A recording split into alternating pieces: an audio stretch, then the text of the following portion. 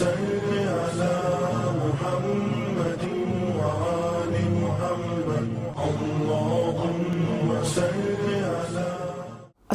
আলাইকুম ওয়া রাহমাতুল্লাহ। হামিদা ওয়া মুসাল্লিয়া ওয়া মুসাল্লিমা আম্মা বাদ।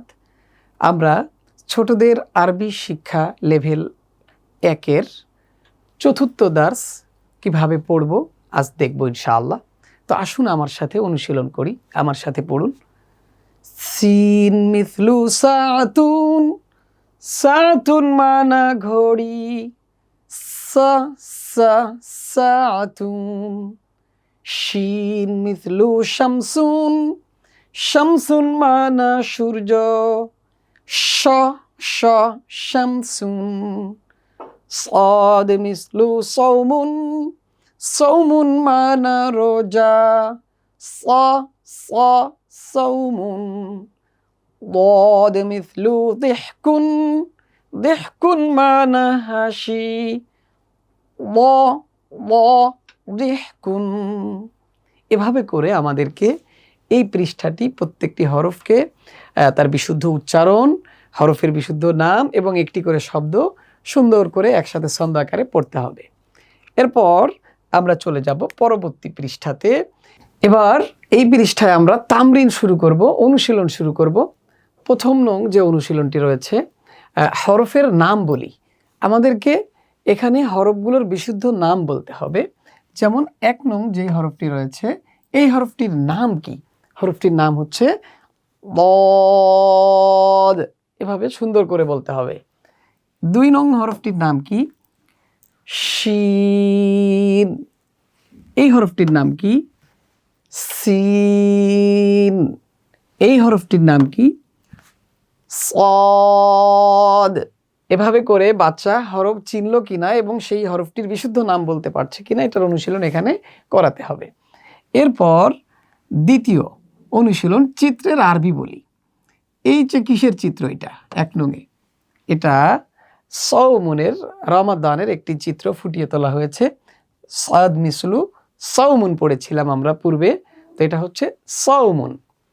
এরপর এটা কি? এটা হচ্ছে দিহকুন। এরপর এটা কিসের চিত্র? এটি হচ্ছে শামসুন। এরপর এটি কিসের চিত্র? এটি হচ্ছে সাআতুন। এভাবে করে চিত্রগুলোর আরবি বলতে হবে। এরপরে সে আমাদের তৃতীয় অনুশীলন, চিত্রের সাথে মিল করি। আমাদেরকে চিত্রের সাথে মিল করতে হবে যে সিন, এটা সাআতুনের সাথে মিলাইতে হবে। শিন, এটাকে শামসুনের সাথে মিলাইতে হবে। সদ, এটাকে সাওমুনের সাথে মিলাইতে হবে। বদ, এটাকে দিহকুনের সাথে মিলাইতে হবে। এভাবে করে আমরা এই অনুশীলনটি সুন্দর করে করব, ডান দিক থেকে বাম দিকে মিল করব। এরপর আসুন পরবর্তী পৃষ্ঠায়। এখানে 4র্থ নং অনুশীলন, কাঙ্ক্ষিত হরফে বৃত্ত করি। অর্থাৎ প্রথমে যে হরফটি রয়েছে সিন, এক লাইনে কতগুলো সিন আছে খুঁজে খুঁজে আমাদেরকে বৃত্ত করতে হবে। ঠিক এভাবে যে সিন কতগুলো আছে এগুলোকে খুঁজে খুঁজে আমাদেরকে বের করতে হবে। এরপর আসুন শিন, শিন কতগুলো আছে ঠিক এভাবে করে খুঁজে খুঁজে বৃত্ত করতে হবে। সদ কতগুলো আছে খুঁজে খুঁজে আমাদেরকে বৃত্ত করতে হবে। বদ কতগুলো আছে এভাবে করে এক একটি করে খুঁজে খুঁজে বের করে বৃত্ত করতে হবে। শেষ হলো অনুশীলন। এরপর উচ্চারণের সাথে মিল করতে হবে যে আমরা সিন এর উচ্চারণ হলো সা, সা। এই সার উচ্চারণের সাথে আমাদেরকে মিল করতে হবে এভাবে। এরপর আসুন শিন, ডান পাশ থেকে বাম পাশে মিলাইতে হবে। শিনের উচ্চারণ স, এই স উচ্চারণের সাথে মিল করতে হবে। সদ এর উচ্চারণ স, স এর সাথে মিল করতে হবে। বদ এর উচ্চারণ ব, ব এর সাথে মিল করতে হবে। এভাবে করে আমরা এই অনুশীলনটি শেষ করব।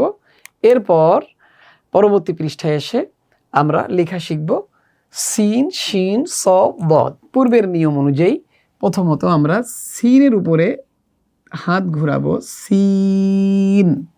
একই হরফের পরে 5 বার হাত ঘুরায়ে 6বার আমরা নিজেরা নিচে লিখব সিন এবং মুখে বলবো। এরপর একই নিয়মে শিন এভাবে বলে লিখব। 5 বার লিখে ষষ্ঠবার নিচে একবার লিখব শিন। সদ এর উপরে হাত ঘুরাবো 5 বার আর মুখে বলবো সদ।